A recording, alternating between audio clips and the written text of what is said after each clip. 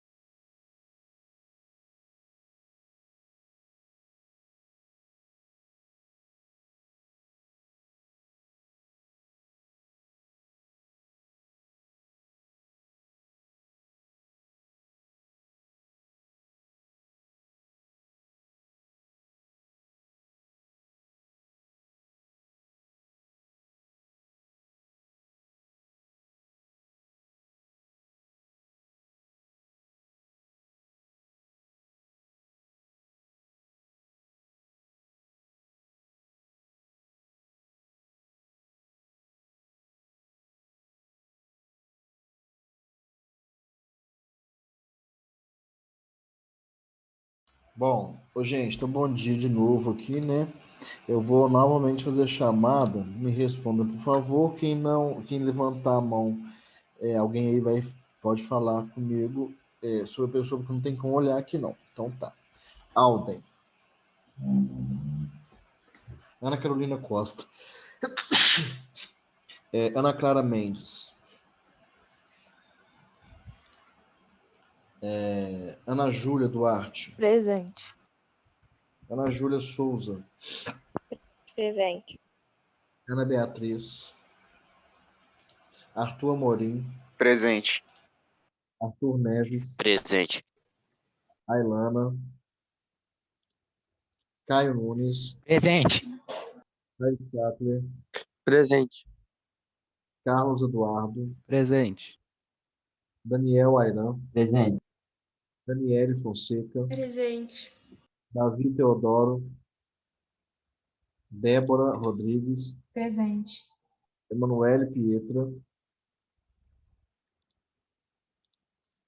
Emily Caroline. Professora Ana Clara falou no chat que ela está presente. Qual, Ana Clara? Mendes. Mendes. Ok, beleza. Débora Rodrigues. Emily. Gabriel Nunes. Acabou de entrar. Presente. Heloísa.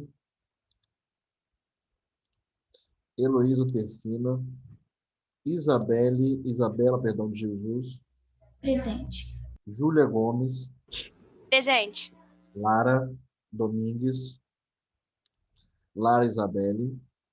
Presente. Lohane Araújo, Presente. Juan Carlos, Luan Estevão, Ludmila, Professor, presente. O negócio tá bugando. tá, Ludmila, Luiz Azevedo, Presente. Maria Eduarda, Presente. Marielle, Matheus Gabriel, Presente. Natan José, Presente. Nicole, Presente. Pedro Amorim, Presente. Rafael Rodrigues, Rebeca Domingues, Presente. Samuel Alves,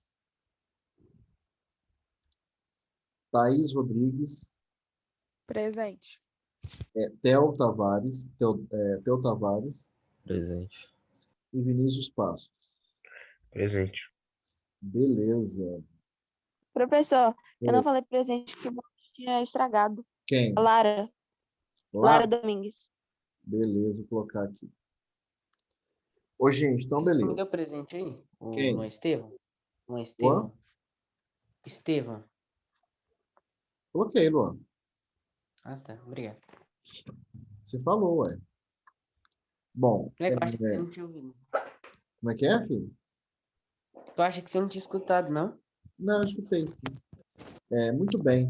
Então, na última aula, nós estamos falando sobre o capítulo 2, né, do livro. Começamos a falar sobre o capítulo 2 do livro de vocês, que é o capítulo que diz respeito sobre chama os primeiros passos da humanidade, né, e fala sobre como que, quer dizer, o desenvolvimento do gênero homem. Então, só para lembrar para vocês uma coisa que é importante, que é o seguinte: o ser humano, quer dizer, o homem, aliás, a história, perdão, ela trabalha com o ser humano, ela trabalha com o ser humano, quer dizer, a história, enquanto disciplina, enquanto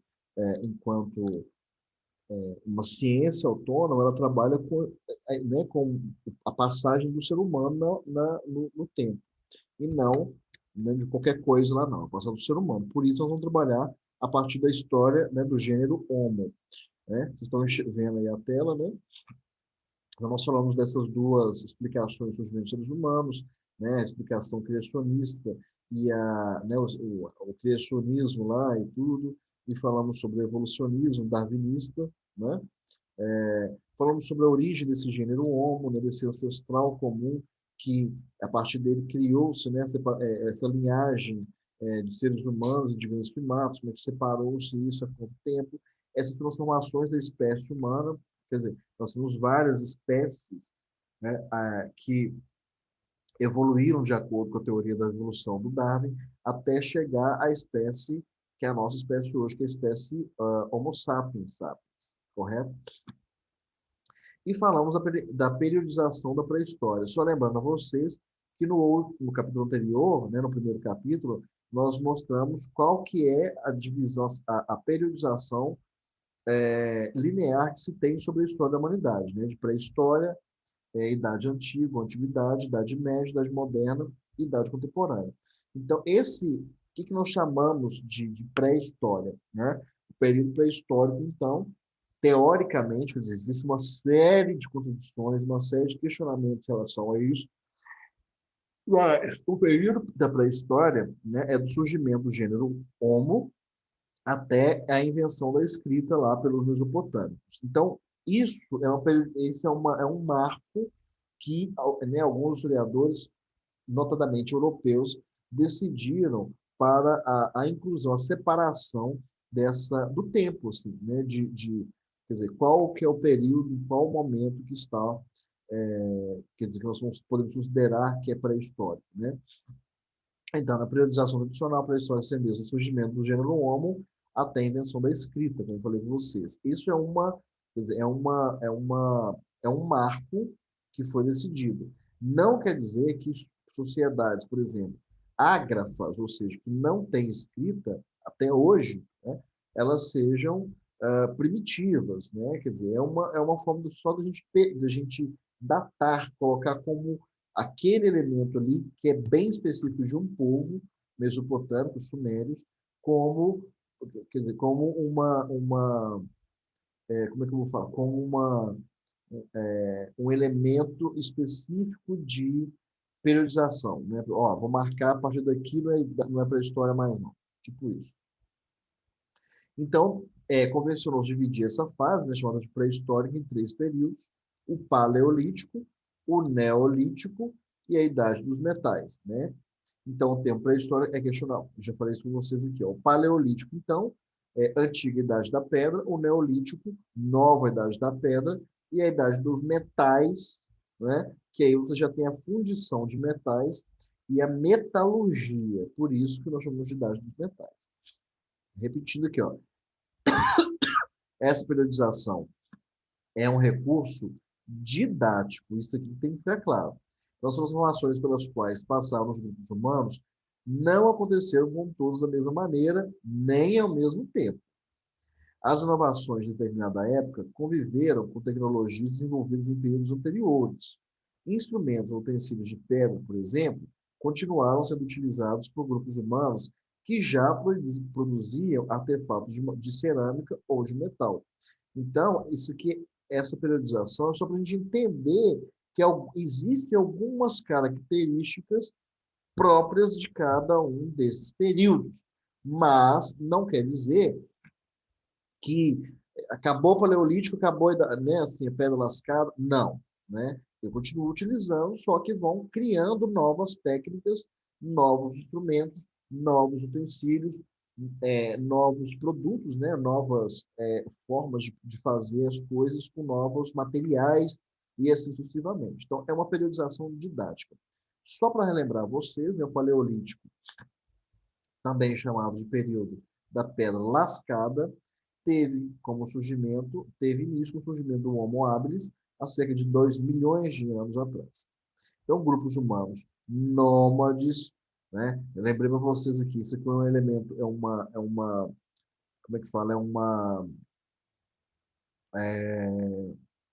Gente, é uma característica importante do período paleolítico, é que esses grupos eram nômades, ou seja, eles não se fixavam num local. Eles tinham que ficar para lá e para cá, mudando de lugar para lugar, né?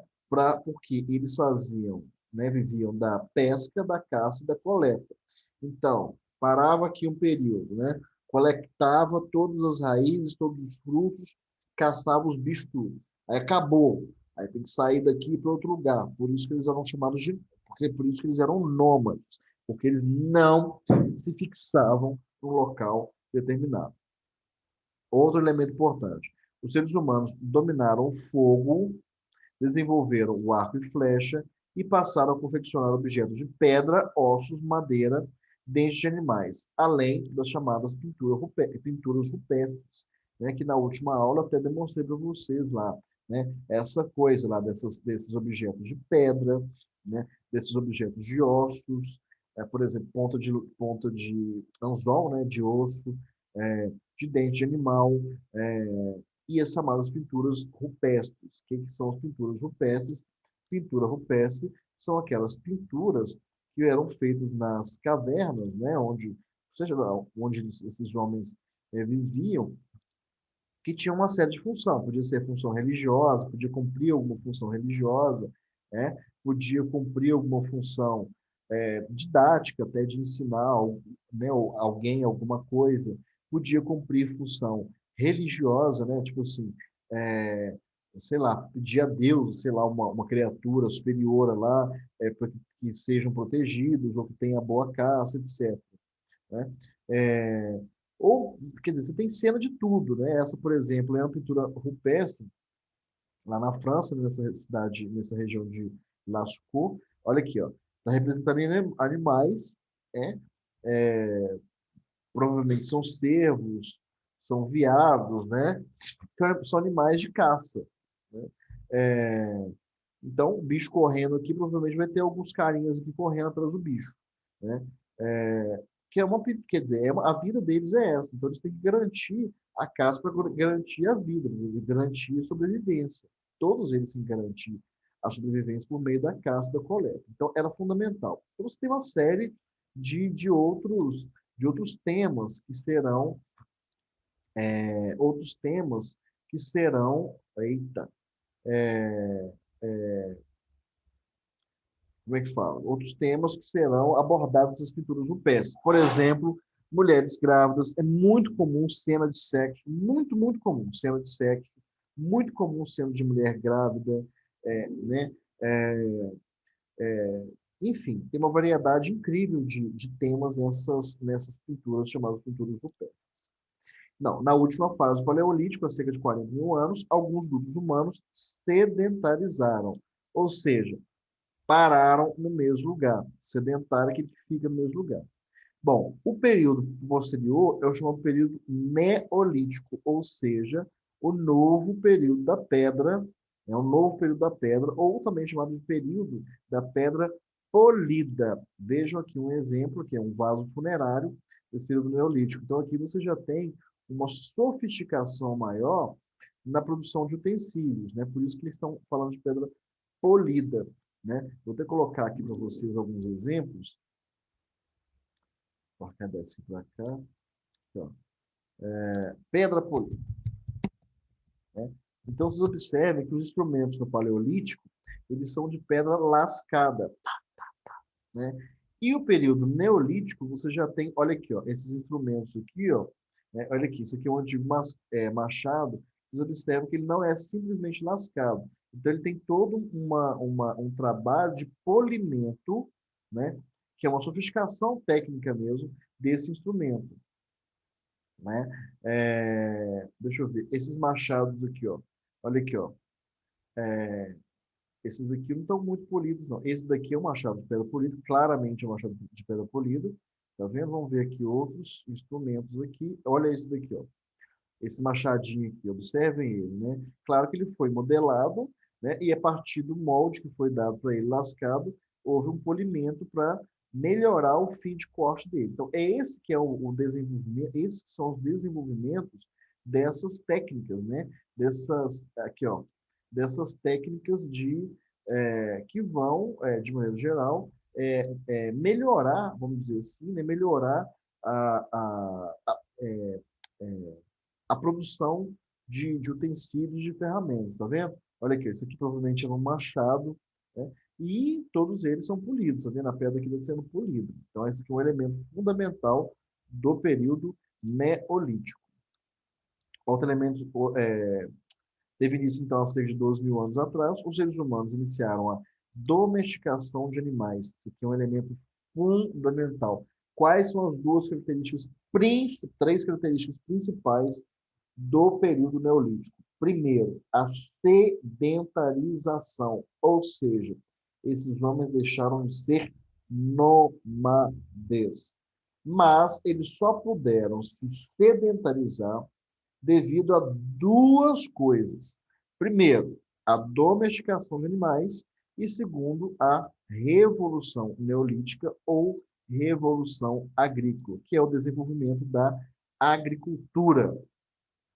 Por que esses caras podem parar num lugar e ficar? Primeiro, domesticaram animais. Por exemplo, uma cabra, domesticaram o boi, né, a vaca, domesticaram o cavalo. Então, se você tem lá um curralzinho lá, né, que o bicho, né, a cabra, ou o carneiro, ou a vaca e tudo, eles ficam ali, eles estão te fornecendo lã, eles estão te fornecendo carne, fornecendo leite, né, fornecendo couro para você se vestir. Né? E com a Revolução Neolítica, você tem um outro elemento. A Revolução Neolítica, talvez, agrícola, talvez seja uma das transformações mais significativas da história da humanidade. Que é o quê? É quando os seres humanos, e aí tem uma série de discussões que falam que a mulher, né, ela percebe e ela desenvolve técnicas de agricultura. Quer dizer, o ser humano, né, esses homens, eles não sabiam como plantar. Então, pode parecer uma coisa muito boba, mas é um avanço gigantesco para a humanidade, né? Porque à medida que vocês podem plantar, Você tem garantia alimentar. Então, eu planto o trigo que hoje, daqui a não sei quanto tempo, eu colho o trigo, e aí eu posso produzir pão, ou eu planto legumes, ou planto verduras, ou planto, sabe-se lá o quê, e eu posso garantir que o meu grupo, né, ele se alimente. Então, nós não vamos morrer de fome. Né? Então, se eu cerco aqui, né, eu faço uma casinha, né, um abrigo, seja lá o qual, eu evito de morrer de frio. Se eu tenho lá a vaquinha, eu não vou morrer de fome, porque o leite e o queijo eu vou ter, o leite e a carne eu vou ter. Né? Se eu planto, uma hora eu vou colher. Então, isso é fundamental para o desenvolvimento da humanidade que nós entendemos hoje. Né? Essa domesticação de animais. Né? Por exemplo, o cachorro, interessante, o lobo é um animal,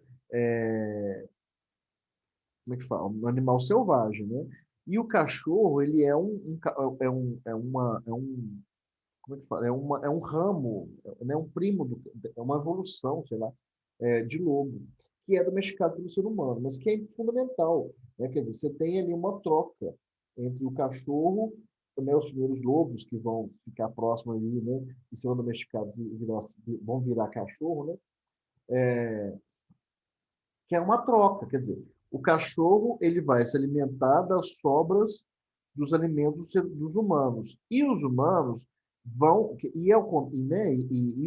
o cachorro ele vai ajudar a proteger o grupo de humanos na qual que está alimentando ele. Então, ele late para o bicho que está vindo de lá, ele ataca o bicho. Né? Então, é uma forma de proteção. E o cachorro ainda, ele vai desenvolver uma série de coisas. Assim. O cachorro, diferente do lobo, né? O cachorro, ele é irresistível. Você olha para aquela carinha dele assim, né? Como é que você resiste à carinha do cachorro? É a coisa mais fofa do mundo. E o cachorro desenvolveu essa fofura, né? Quer dizer, Professor, ele só é fofo quando ele não destrói as coisas. hã? Ele só é fofo quando ele não destrói as coisas. Ele só é o É, quê? eu tenho que concordar. Eu não entendi, Maria Eduarda. Ele só é fofo quando ele não destrói as coisas. Porco? Fofo! Ah, fofo. Ah, entendi. Ele só é fofo quando não destrói as coisas. Realmente. Porque. Então, eu tenho um conjunto de livros de R$ 89 que os meus cachorros comeram. Pois é, mas eu estou falando o seguinte, que o cachorro, ele vai desenvolver aquela carinha assim de dó, aquela carinha mais bonitinha do mundo, para você, quer dizer, na realidade, é a forma da evolução biológica do cachorro para o ser humano ficar dependente dele. Quer dizer, Minha você cachorra, ela sabe que ela faz isso, ela faz de propósito. exatamente, ela faz isso de propósito, porque ela sabe que você, tipo assim, você não resiste à fofura dele, entendeu? Ele é um companheiro e tudo, ele é bonitinho demais, ele faz uma carinha para você que, se não, entendeu? É a coisa mais fofa do mundo, entendeu? E isso, ó, pra você ver, é uma coisa da evolução do cachorro mesmo, da evolução da espécie cachorro, entendeu? É muito doido isso, né? Quer dizer, o lobo não desenvolveu a fofura, o cachorro desenvolveu. Né? O lobo não desenvolveu aquela carinha mais fofa do mundo, o cachorro sim. Né? Por que ele desenvolveu aquela carinha mais fofa?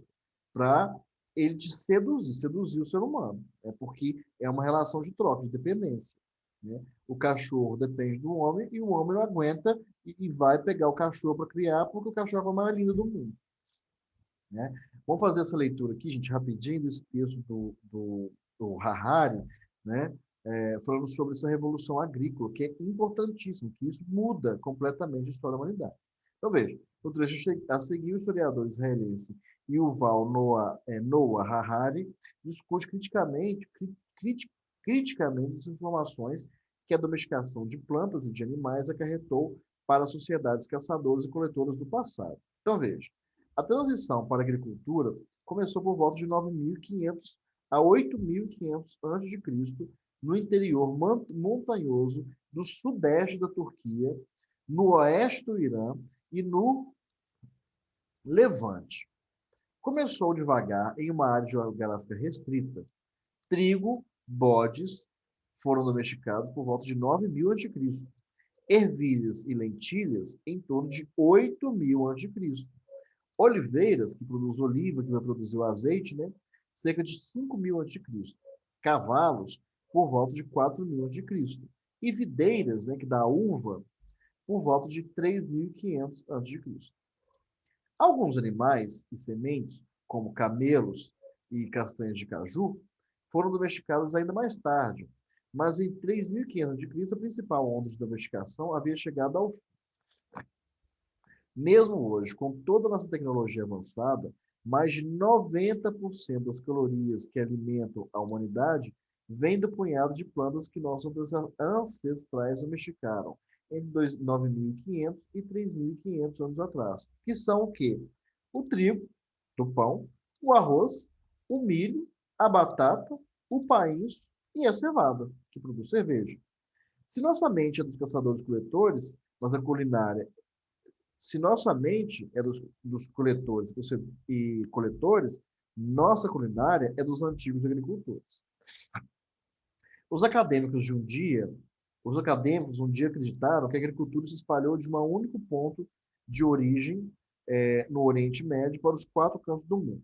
Hoje, estudiosos concordam que a agricultura surgiu em outras partes do mundo, não pela ação dos agricultores do Oriente Médio, exportando sua revolução, e sim de modo totalmente independente. Então, povos da América Central domesticaram milho e feijão sem saber nada a respeito do trigo e ervilha do Oriente Médio. Né? Eram povos isolados, inclusive. Os sul-americanos aprenderam a domesticar batata e lhamas, sem saber o que estava acontecendo no México, nem no Levante.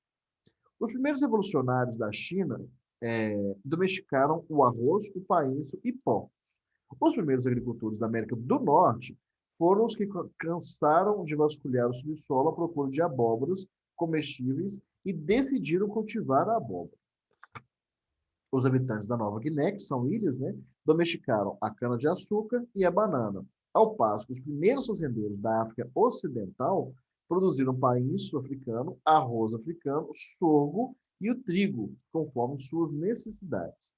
Desses pontos iniciais, a agricultura se espalhou para o mundo inteiro. No século I da era cristã, a grande maioria dos povos, na maior parte do mundo, era de agricultores. Por que interromperam revoluções agrícolas no Oriente Médio, na China e na América do Central, mas não na Austrália, no Alasca ou na América do Sul? A razão é simples. A maioria das espécies de plantas e de animais não podem ser domesticadas.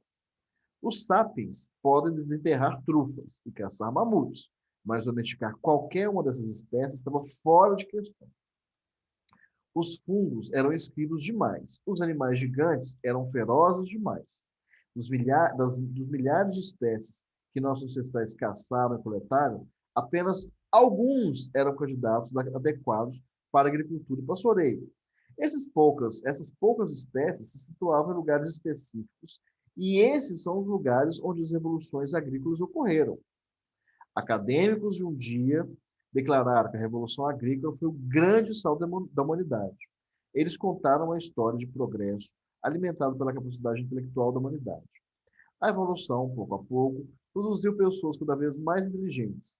As pessoas acabaram de se tornar tão inteligentes que foram capazes de decifrar os segredos da natureza, o que lhes permitiu domar ovelhas e cultivar trigo.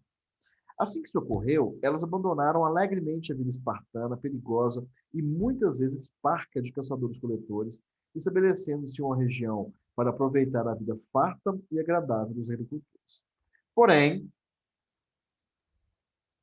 não há indícios de que as pessoas tenham se tornado mais inteligentes com o tempo.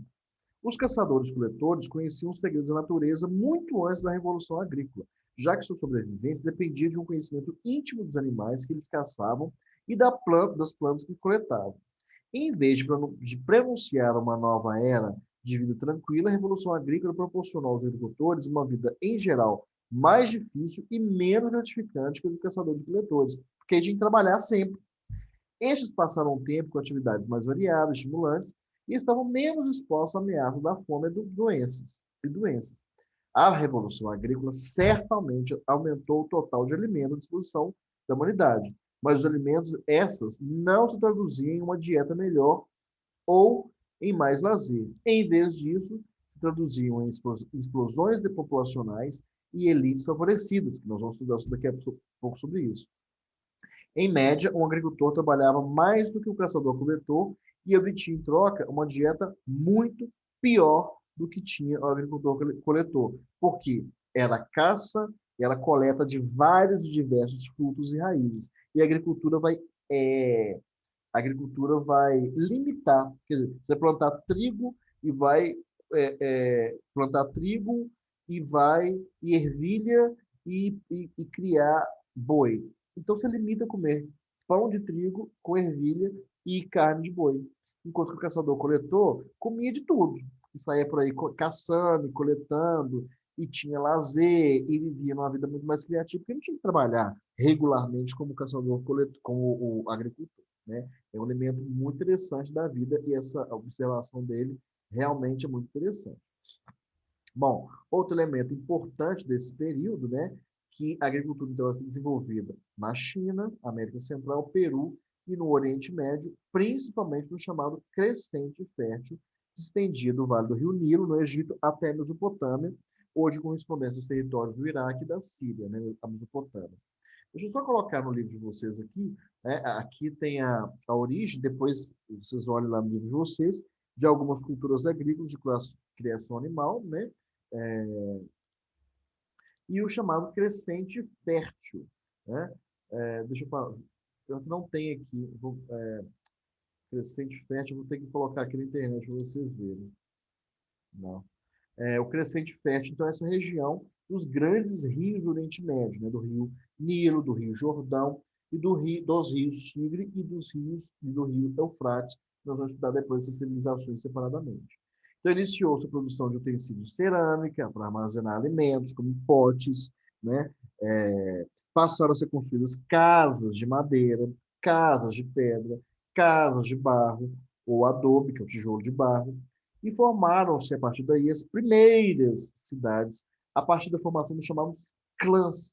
Os clãs, então, eram agrupamentos familiares. Né? Então, uma família, né, que vivia, embora a família fosse crescendo, ela vivia junto ali, é o chamado clã. Né? O clã é um agrupamento familiar. E como que então, como que era a vida nessas antigas aldeias neolíticas, nessas pequenas vilas, aldeias mesmo, né, neolíticas? Bom, nessa região do crescente fértil, né, crescente que forma um formato de uma lua crescente. Né? Vou colocar aqui para vocês. Crescente fértil. Vocês entenderem o que é isso aí. Olha aqui, ó. Ó, esse mapa aqui, ó, dá para vocês verem direitinho aqui, ó. Esse aqui é melhor. Por que é chamado de crescente fértil? Né? Por que é chamado de crescente fértil? Eita! Olha aqui, ó. Tem o formato de uma lua crescente, beleza? E aí, que é a região desses grandes rios, né? Do rio Nilo, no Egito, da Mesopotâmia, os rios Tigre e o rio Eufrates, e essa região aqui, né? Isso aqui é o Oriente Médio, do rio Jordão. Por isso que é fértil, porque tem água em abundância devido à existência desses rios, obviamente. Né? E aí, como que era, então, a vida nessas aldeias do Crescente Fértil? Primeiro, construíram-se famílias extensas ou clãs, que formavam tribos ou aldeias. Emergiu a figura do patriarca, e aí quem é católico, quem é evangélico, né, na Bíblia tem lá os primeiros patriarcas. O primeiro é o Abraão. Né, o Abraão, ele tem o seu clã, né, que é a família dele, enorme. Ele é casado com Sara, ele tem um tanto de filhos, depois vai ter um tanto de netos. Né, e o primeiro patriarca, então, é o Abraão, e o Abraão sai da região mesopotâmica, né, ele sai de Ur, se não me engano, e ele vai descendo para o deserto, lá até a chamada Terra Prometida. Então, essas figuras, né, desse patriarca, né, o patriarca aqui, ele é um líder político, ele é um líder religioso. Quem conhece a história de Abraão sabe que, além de ser um líder político, ele também é um líder religioso, ele é escolhido por Deus, né? E ele é um protetor da comunidade, né? Que ele é o grande líder. Normalmente, a figura mais velha é um ancião. Bom, o cultivo dos campos, né, o pastoreio, o cultivo dos campos, a agricultura, o pastoreio, né, é você ter as suas ovelhas, ter o seu boi, ser o pastor de sua criação lá, né, dos seus animais domesticados, e atividades, tecelagem, cerâmica, produção de cerâmica, eram exercidos por grupos familiares que dividiam o trabalho e o fruto do trabalho, né? Ou seja, todo mundo trabalhava no campo, no pastoreio, produzindo cerâmica, produzindo as coisas e dividia isso entre todo mundo. E as cidades, então, serão formadas a partir do crescimento dessas aldeias e dessas tribos, né? Desses clãs que vão crescendo. Então, as cidades, elas vão ter início com a construção de muros para a produção das aldeias, né? Então, a aldeia A, aldeia B, né? A aldeia B ou a aldeia A perceberam um perigo de ataque da aldeia, né, de uma ou de outra, vai construir muros em volta da sua aldeia para proteger, né? Porque se eu vier invadir, eu tenho um muro para me proteger. Então, as primeiras cidades serão construídas em todo o crescente fértil, né? Principalmente os primeiros, né, para os povos sumérios, lá do sul da Mesopotâmia, em regiões atual Índia e da China. São as primeiras cidades que serão construídas. Acredita-se, inclusive, que Jericó é uma das cidades mais antigas do mundo, que tem aproximadamente 8.000 anos, né? Mas ainda tem muito a que se descobrir sobre isso. Bom, senhores, em relação ao Neolítico, vocês entenderam direitinho? Tá de boa? Tranquilo? Tranquilo, professor. Tranquilo, né? Então, beleza, eu vou encerrar aqui e na próxima aula vamos falar Professor, sobre o desenvolvimento da cidade e o período o período da Idade dos Metais, ok? professor, Oi. tem como você falar aqui só para anotar o que é paleolítico? Esse Paleolítico. negócio aí. Tá, sim. Paleolítico. Vocês querem que eu Só te para mande, anotar que aqui. eu mando isso aqui para vocês? Isso aqui, ó. Sim, professor. Sim. Vou mandar para vocês. Paleolítico, período da pedra lascada. Neolítico, período da pedra polida. Ok? Você vai mandar pra gente? Vai, né? Mando sim.